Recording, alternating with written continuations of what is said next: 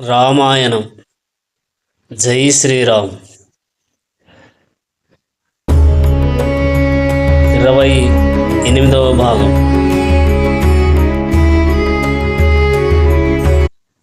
అప్పుడు సీతమ్మ, నన్ను 10 నెలల నుండి ఇంత బాధ పెట్టారు కనుక నేను ఎలా ఏడుస్తున్నానో అలా ఈ లంక అంతా ఏడుస్తుంది.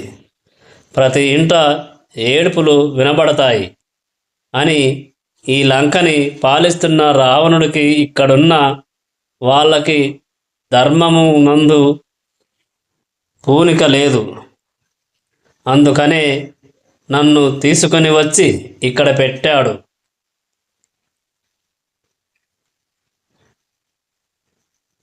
ఈ 2 నెలలు గడువు తరువాత రావణుడి చేతిలో మరణించడం కన్నా ఇప్పుడే మరణించడం ఉత్తమం అనుకొని కాలమే మృగస్వరూపంలో వచ్చి నన్ను మోహపెట్టింది. నేను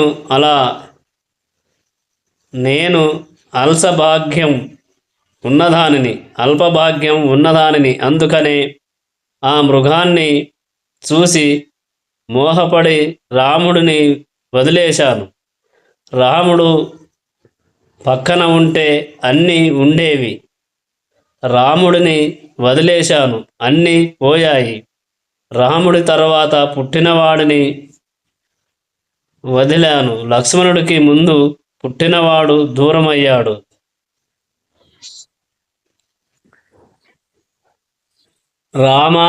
రావణుడు 10 నెలల నుండి తన ఐశ్వర్యాన్ని చూస్తూ నన్ను లోభపెట్టాలని చూశాడు. కానీ నేను లొంగలేదు.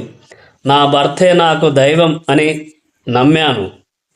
భూమి మీద పడుకున్నాను, ఉపవాసాలు చేశాను, ధర్మాన్ని పాటించాను. ఇన్ని చేస్తే నాకు రామానుగ్రహం కలుగుతుందని అనుకున్నాను. కానీ నువ్వు రాలేదు, నన్ను కరుణించలేదు. నా పాతివ్రత్యం విఫలమైంది. కృతజ్ఞుడవై వ్యక్తికి ఉపకారం చేస్తే ఆ ఉపకారం ఎలా మరోబడుతుందో అలా నేను చేసిన నేను పాటించిన ప్రాతిపత్యం అన్నీ కూడా నిస్పృహయోజనం అయ్యాయి. ఇక్కడ పొడుచుకొని చనిపోదామంటే కత్తి ఇచ్చేవారు లేరు. విషం తాగి చనిపోదామంటే విషం ఇచ్చేవారు లేరు అనుకొని తన కేశపాశములని జుట్టుని చెట్టు కొమ్మకి తాడులా బిగించి ఉరివేసుకొని చనిపోవాలని నిర్ణయించుకుంది. సీతమ్మ తన జుట్టుని ఆ శింశాస వృక్షం యొక్క కొమ్మకి గట్టిగా బిగించి చనిపోదామని సిద్ధపడుతున్న తరుణంలో ఆమెకి శుభశకునములు కనబడ్డాయి.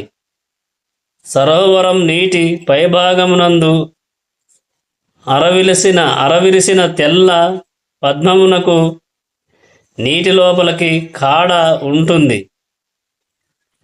ఆ నీటిలోకి ఉండిపోయిన కాడ పక్కకి ఒక చాప వచ్చి నిలబడింది.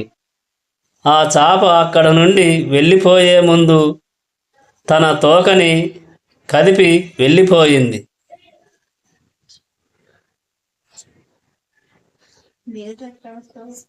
అప్పుడు ఆ తోక వెళ్ళి ఆ పద్మము యొక్క కాడకి తగలడం వలన ఆ కాడ కదిలింది. కాడతో పాటు పైన ఉన్న పువ్వు కూడా కదిలింది. ఆ పువ్వు ఎలా కదిలిందో సీతమ్మ కన్ను కూడా ఆ సమయంలో అలా అందంగా అటు ఇటు కదిలింది. అప్పటిదాకా పైన ఉండి సీతమ్మని చూస్తున్న హనుమంతుడు అనుకున్నాడు, ఈశ్వరానుగ్రహం చేత నాకు సీతమ్మ దర్శనమయ్యింది. రావణుడిని చూశాను. రావణుడు సీతమ్మతో మాట్లాడిన మాటలు విన్నాను. త్రిజట స్వప్నం విన్నాను. సీతమ్మని జగన్మాతగా తెలుసుకున్నాను. నేను సీతమ్మని చూశాను అన్న విషయాన్ని ఇప్పుడే వెళ్ళి రాముడికి చెప్పలేను. ఎందుకంటే అమ్మ ఇప్పుడు ఉరి ఉరి పోసుకుంటుంది. నేను ఇప్పుడు సీతమ్మని ఓదార్చాలి. ఇప్పుడు నేను అమ్మని ఓదార్చి మాట్లాడకుండా వెళ్ళిపోతే రేపు పొద్దున్న సీతమ్మ ఉరివేసుకొని చనిపోయిందన్న విషయం రాముడికి తెలిస్తే ఆయన బాణముల చేత ఈ సమస్త బ్రహ్మాండములను శోభింపచేస్తాడు. నేను చాలా పండితుడని అనుకున్న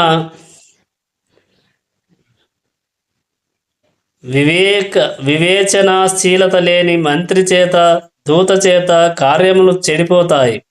ఇప్పుడు నేను ఏమి చెయ్యాలి? నేను గట్టిగా మాట్లాడితే చుట్టూ ఉన్న ఈ రాక్షస స్త్రీలు నా మాటలని విని నా మీదకి వస్తారు. అప్పుడు నాకు వాళ్ళకి యుద్ధం జరుగుతుంది. జయాపజయములు విధి నిర్ణయిస్తుంది. కానీ రాముడు లంకాపట్టణాన్ని చేరే లోపల నేను చేసిన అల్లరి చేత సీతమ్మని రావణుడు వేరొక చోట దాచవచ్చు.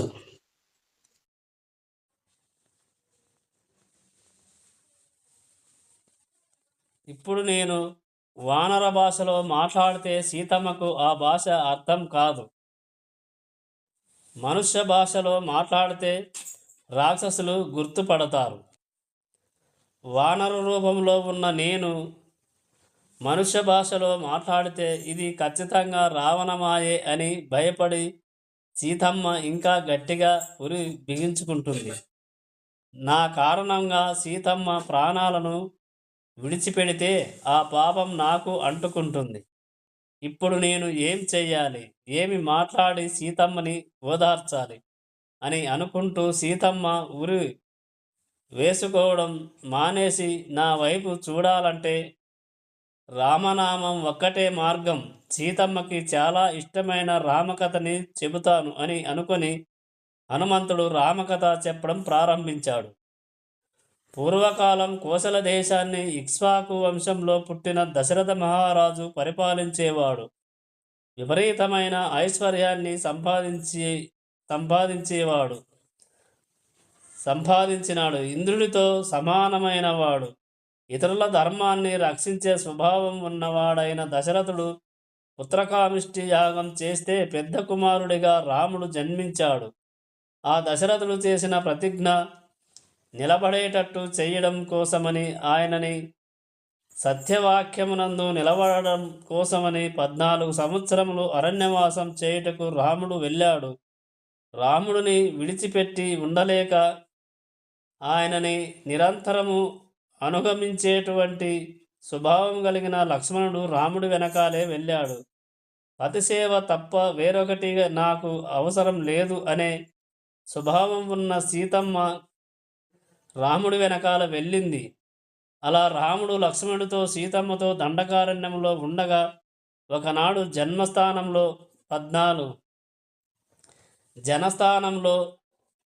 14,000 మంది రాక్షసులని సంహరించాడు.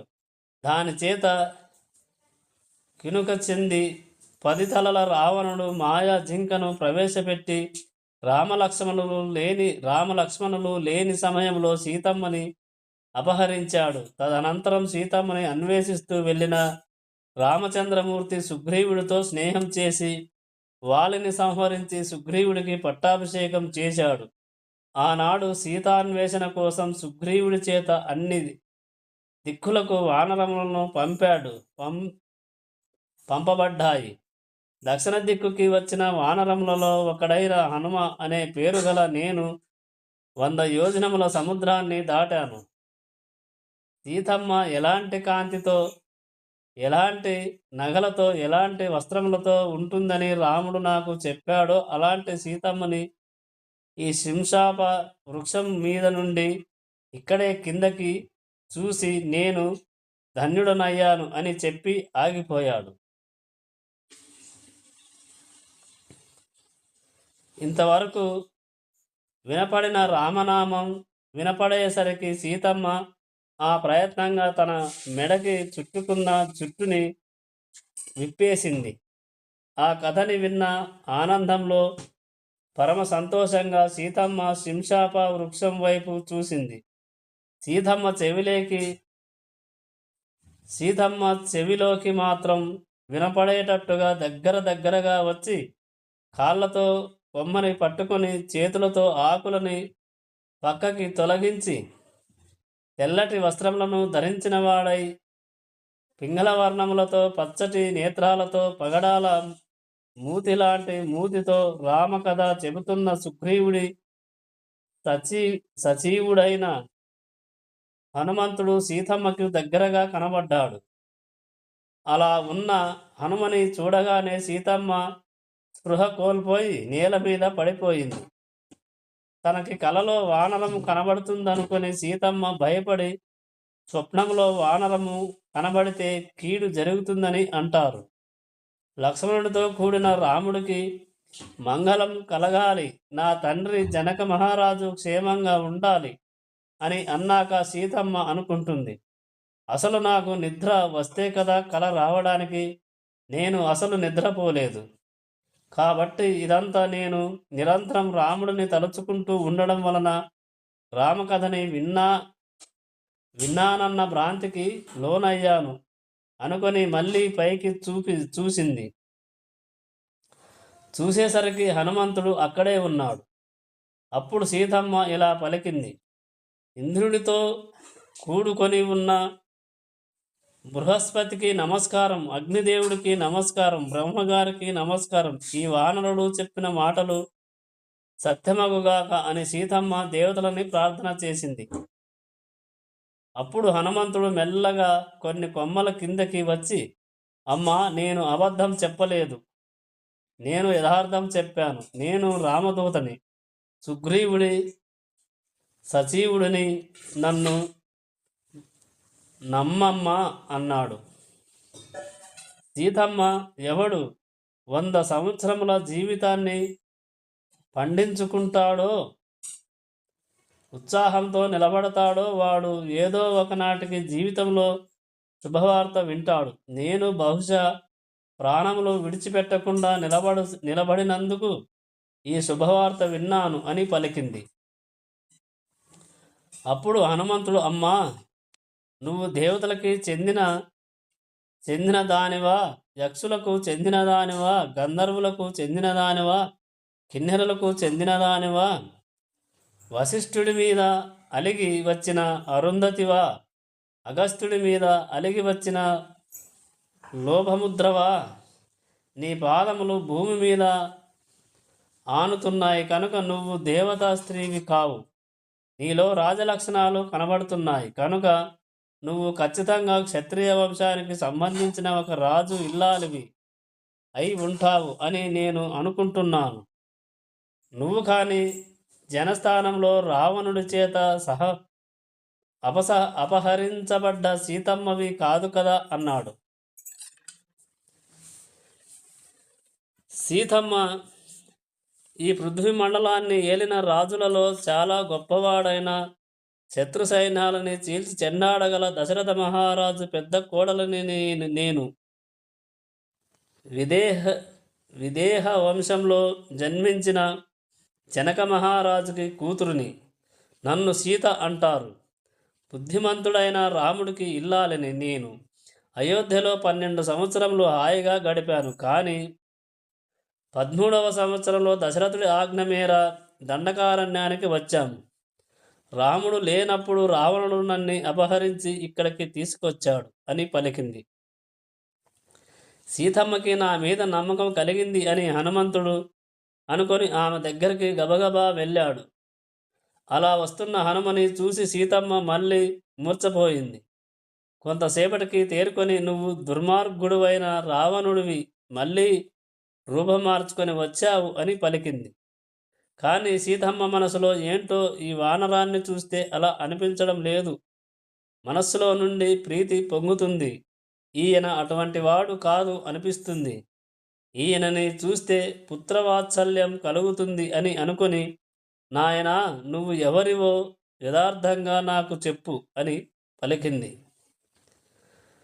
అప్పుడు హనుమంతుడు, అమ్మా, నువ్వు అపహరించబడ్డాక రాముడు జటాయువుతో మాట్లాడాడు. తరువాత జటాయువు ప్రాణములు వదిలాడు. తరువాత కబంధుడు కనబడ్డాడు. ఆ తర్వాత సుగ్రీవుడి దగ్గరికి వచ్చారు. సుగ్రీవుడితో స్నేహం చేసిన రాముడు వాలి సంహారం చేసిన తరువాత సుగ్రీవుడికి పట్టాభిషేకం చేశారు. నిన్ను వెతకడం కోసం సుగ్రీవుడు వర్షాకాలం వెళ్ళిపోయాక వానరాలని పంపించాడు. దక్షిణ దిక్కుకి అంగదుడి నాయకత్వంలో వచ్చిన వానరులము సముద్రాన్ని చేరుకొని ఉండిపోయాయి. నన్ను హనుమ అంటారు. సంభరాసురుడు అనే రాక్షసుడిని చంపిన కేసరి నా తండ్రి. మా తల్లి అంజనాదేవి. క్షేత్రముగా వాయుదేవుడికి ఔరసపుత్రుడిని నేను నీ కుమారుడి వంటి వాడను. నేను రామదూతని తల్లి. రాముడు నీ కోసం బెంగ పెట్టుకొని ఉన్నాడు తల్లి. నీ జాడ తెలియగానే రాముడు వచ్చి నిన్ను రక్షిస్తాడు. నన్ను నమ్ము తల్లి అన్నాడు.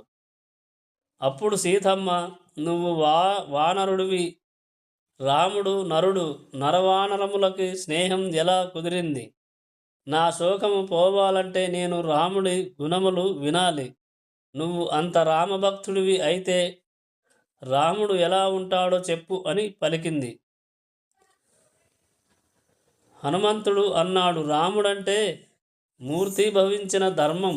తన ధర్మాన్ని తాను రక్షించుకుంటాడు, ఇతరుల ధర్మాన్ని కూడా రక్షిస్తాడు. రాముడు పద్మముల వంటి కన్నులున్నవాడు. అన్ని ప్రాణులు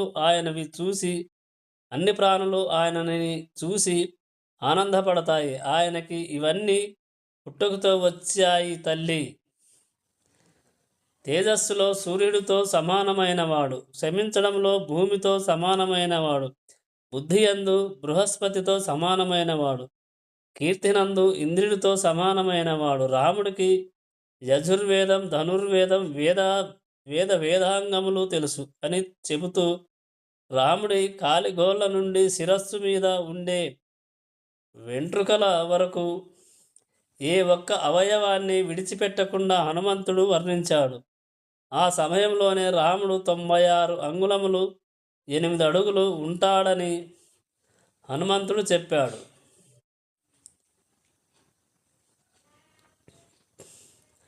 ఆయనే అమ్మ రాముడు మర్యాద పురుషోత్తముడు. ఎవరిని ఎప్పుడు ఏ లోకంలోకి ఎలా కాపాడాలో తెలుసున్నవాడు. నడువడి ప్రధానమైన వాడు రాముడంటే. ఆయన కర్త కారణమై ఈ సమస్త జగత్తునందు నిండిపోయాడు.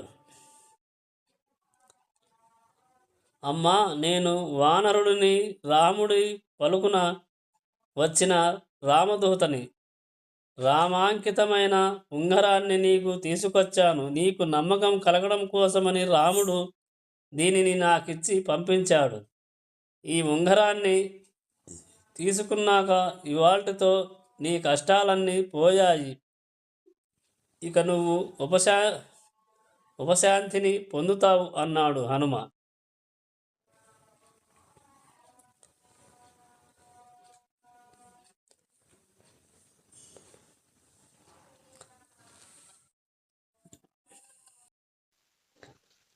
హనుమంతుడు ఇచ్చిన ఆ ఉంగరాన్ని ముట్టుకోగానే సీతమ్మ సిగ్గుపడింది. రాముడినే చూసినంత ఆనందాన్ని సీతమ్మ పొందినదై ఆ ఉంగరాన్ని కన్నులకి అద్దుకొని పరవశించిపోయింది. హనుమంతుడిచ్చిన ఉంగరాన్ని తీసుకున్న సీతమ్మ, నాయనా హనుమ, లక్ష్మణుడు, భరతుడు, శత్రుఘ్నుడు, కౌసల్య, సుమిత్ర, కైకేయి, కోసల దేశంలో ఉన్న సమస్త జనులు, సుగ్రీవ వానరులు కుశలమే కదా అని పలు ప్రశ్నలు అడిగాక రాముడికి నాకన్నా ఎక్కువైన వారు ఎవరూ లేరు. నేను పక్కన లేకపోవడం వలన రాముడు తాను ఎలా ప్రవర్తించాలో అలా ప్రవర్తించడంలో వైక్లవ్యాన్ని పొందలేదు కదా. రాముడు కేవలం తన పౌరుషం మీదనే ఆధారపడి దైవమును తిరస్కరించి తిరుగుతున్నాడా? లేక తన పౌరుషాన్ని పూర్తిగా విడిచిపెట్టి కేవలం భగవంతుడిని మాత్రమే విశ్వసించి తిరుగుతున్నాడా? రాముడికి నేను జ్ఞాపకం ఉన్నానా? నన్ను తలుచుకుంటున్నాడా? రావణుడిని రాక్షసులని నిగ్రహించాలంటే రాముడు అక్కడి నుండి అస్త్రప్రయోగం చెయ్యలేడా? రాముడు అస్త్రప్రయోగం చేయకుండా నా యందు ఎందుకు ఉపేక్ష వహించాడు? నాకు రావణుడు 12 నెలలు గడువు ఇచ్చాడు. అందులో 10 నెలల కాలం పూర్తయిపోయింది. ఇంకా 2 నెలలు మాత్రమే వాడు నన్ను బతకనిస్తాడు. కానీ నేను 1 నెల మాత్రమే బతికి ఉంటాను. ఈ 1 నెల లోపల రాముడు వచ్చి నన్ను విడిపిస్తే సరి.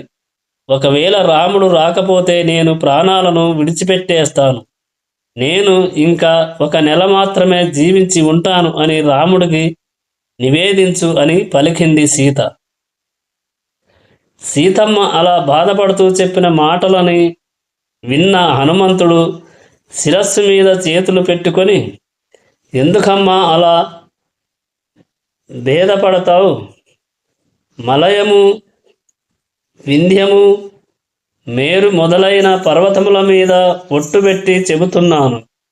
మా వానరములు తినే కందమూలముల మీద ఒట్టుపెట్టి చెబుతున్నాను.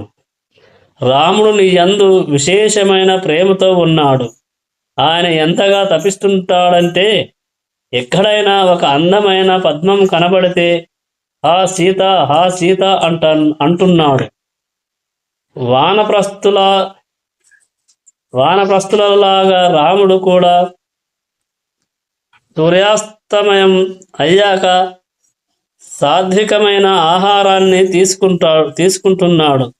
నిరంతరము నీ గురించే ధ్యానం చేస్తున్నాడు. ప్రతి క్షణం శోకిస్తూనే ఉన్నాడు. రాముడు ప్రప్రవణ పర్వతం గుహలో పడుకొని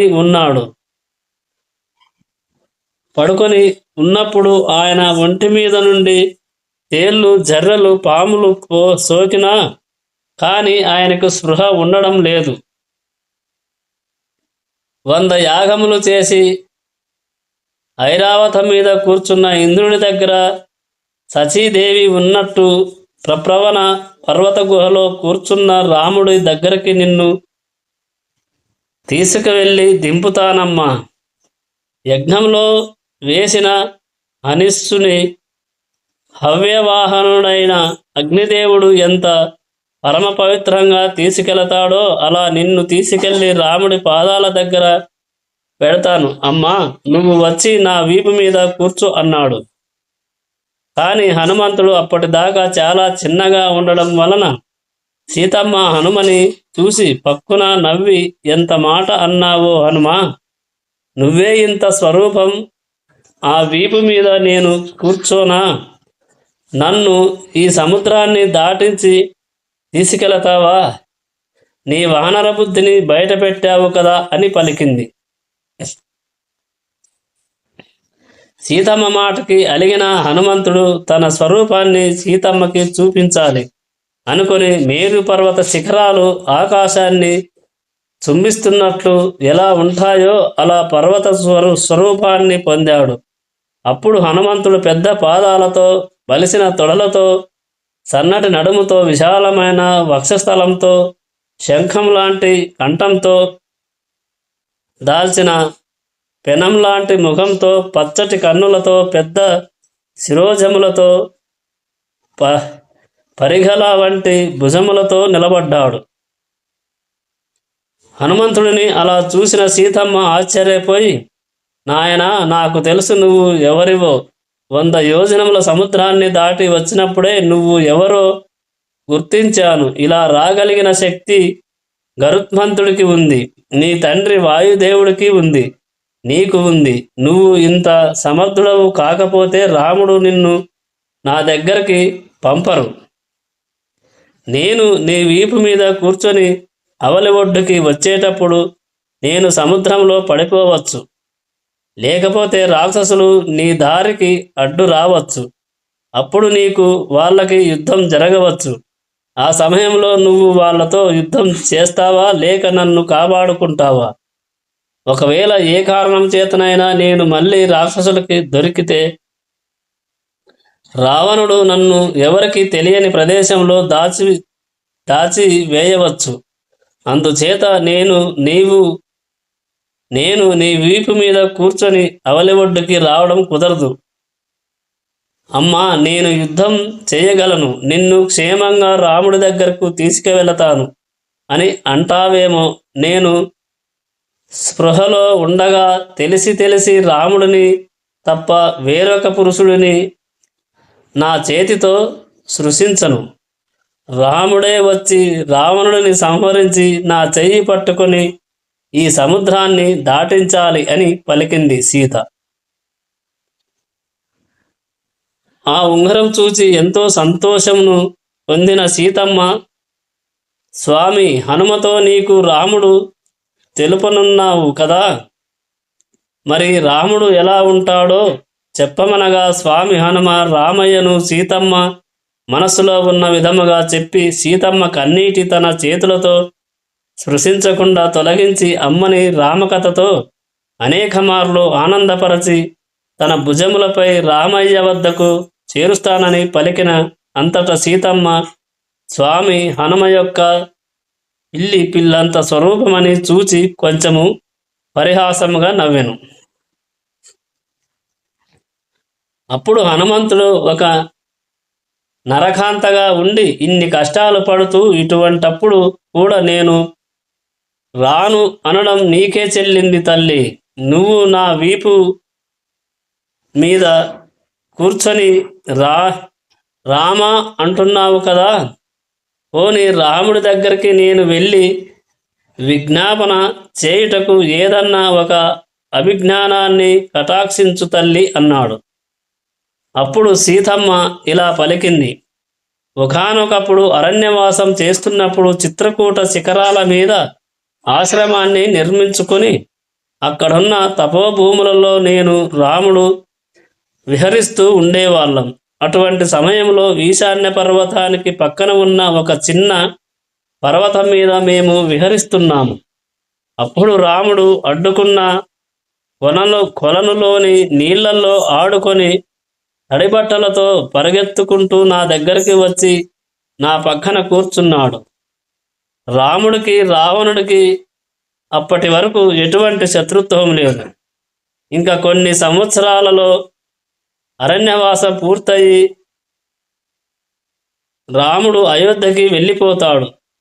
అవతార ప్రయోజనం కోసం రావణుడు సీతమ్మని ఎలాగూ అపహరిస్తాడు. కానీ సీతమ్మకి ఏదన్నా అపకారం జరిగితే రాముడు ఎలా స్పందిస్తాడో చూద్దామని దేవతలు ఇంద్రుడి కొడుకైన కాకాసురుడిని పంపారు. ఆ కాకాసురుడు కాకి రూపంలో పర్వతం మీద ఉంటాడు. ఆ సమయంలో నేను కొన్ని మాంసపు వడియాలు అక్కడ ఎండబెట్టాను. నా పక్కన కూర్చున్న రాముడు సంతోషంగా నాతో మాట్లాడుతున్నాడు. అప్పుడు కాకాసురుడనే కాకి అక్కడికి వచ్చి ఆ ఒరుగులను తినడం ప్రారంభించింది. అప్పుడు నేను ఒక మట్టి గడ్డని తీసి ఆ కాకి మీదకు విసిరాను. అప్పుడు ఆ పక్షి నా వక్షస్థలం మీద వాలి తన ముక్కుతో గాడి వేసి నా మాంసం పీకింది. ఆ బాధలో నేను గిలగిలలాడడం వలన నా వడ్డానం జారింది. నేను ఆ వడ్డానాన్ని తీసి కాకి మీదకి విసరబోతే రాముడు నన్ను చూసి నవ్వి, సీత, కాకి మీదకు బంగారు వడ్డానం విసురుతావా అన్నాడు. తరువాత నేను ఆ బాధని ఓర్చుకొని రాముడి ఒడిలో తల పెట్టుకొని నిద్రపోయాను. నేను అలా రాముడి ఒడిలో తల పెట్టుకొని ఉన్నంతసేపు ఆ కాకి రాలేదు. మళ్ళీ కొంతసేపటికి నేను నిద్ర లేచాను. అప్పుడు రాముడు నా ఒడిలో తలపెట్టుకొని నిద్రపోతున్నాడు. అప్పుడు మళ్ళీ ఆ కాకాసురుడనే కాకి నా వక్ష స్థలం మీద కూర్చొని మళ్ళీ గట్టిగా నా శరీరంలోకి పొడిచి నా మాంసాన్ని తిన్నది. అప్పుడు నా శరీరం నుండి నెత్తురు కారి రాముడి నుదుటిన మీద పడింది. అప్పుడు రాముడు లేచి ఇంత నెత్తురు ఎక్కడిది అని చూసేసరికి వక్షస్థలం నుండి నెత్తురు కారుతూ ఏడుస్తూ నేను కనబడ్డాను. అప్పుడు ఆయన నోటి నుండి ఆ ప్రయత్నంగా ఒక మాట వచ్చింది. ఎవడురా 5 తలల పాముతో ఆటలాడినవాడు అని గద్దించాడు. సీతమ్మని పంచముఖ గాయత్రిగా రాముడు ఆనాడు లోకానికి చెప్పాడు. అప్పుడు ఆయన చుట్టూ చూసేసరికి ముక్కుకి నెత్తురుతో, మాంసం ముక్కతో, కాళ్ళకి నెత్తురుతో ఒక కాకి కనపడింది. అప్పుడు రాముడు అక్కడ ఉన్న ఒక దర్భని గడ్డిని తీసి దాని మీద బ్రహ్మాస్త్రాన్ని అభిమంత్రించి, మంత్రపూరితమైన అస్త్రాలని ప్రయోగించేటప్పుడు బాణాలే అవసరం లేదు, దేని మీదన్నా ఆ మంత్రాన్ని అభిమంత్రించి ప్రయోగించవచ్చు, విడిచిపెట్టాడు. అప్పుడు ఆ బ్రహ్మాస్త్రం కాకిని తరిమింది. ఆ కాకి 3 లోకములు తిరిగి అందరి దగ్గరికి వెళ్ళింది. కానీ అందరూ రాముడు చంపుతానని అస్త్రప్రయోగం చేస్తే మేము రక్షించలేము, నువ్వు వెళ్ళిపో అన్నారు. ఆ కాకి అన్ని చోట్లకి తిరిగి తిరిగి రాముడున్న చోటికి వచ్చి నమస్కారం చేస్తూ పడిపోయింది. మంత్రంతో అభిమంత్రించిన అస్త్రానికి ఒక మర్యాద ఉంటుంది. వెన్ను చూపించి పారిపోతున్న వాడిని ఆ అస్త్రం కొట్టదు, ఎదురు తిరిగి యుద్ధం చేసిన వాడినే అది కొడుతుంది. కాకాసురుడు ఆ బ్రహ్మాస్త్రానికి ఎదురు తిరగకుండా వెన్ను చూపించి పారిపోతున్నాడు కనుక అది ఆయనని సంహరించలేదు. రాముడు ఆ కాకిని చూసి నా దగ్గరికి వచ్చి పడిపోయావు కనుక నువ్వు నాకు శరణాగతి చేసినట్లే, అందుకని నేను నిన్ను విడిచిపెడుతున్నాను. కానీ ఒకసారి బ్రహ్మాస్త్రం వేసిన తరువాత ప్రాణములతో సమానమైన దానిని ఇచ్చేయాలి, మరి నువ్వు ఏమిస్తావు అని ఆ కాకాసురుడిని రాముడు అడిగాడు. అప్పుడు ఆ కాకాసురుడు తన కుడి కన్నుని బ్రహ్మాస్త్రానికి ఆహారంగా వేసి రాముడికి నమస్కారం చేసి దశరథునికి నమస్కారం చేసి వెళ్ళిపోయాడు. ఆనాడు ఒక కాకి మీద బ్రహ్మాస్త్రం వేసిన రాముడు ఇవాళ ఎందుకు ఊరుకున్నాడో ఆలోచించమని ఒకసారి రాముడికి చెప్పు అని సీతమ్మ కాకాసుర వృత్తాంతాన్ని హనుమకి చెప్పింది. జై శ్రీరామ్. ఈ వీడియో ఇంతటితో ఈరోజుకి ముగిస్తున్నాం. జై శ్రీరామ్.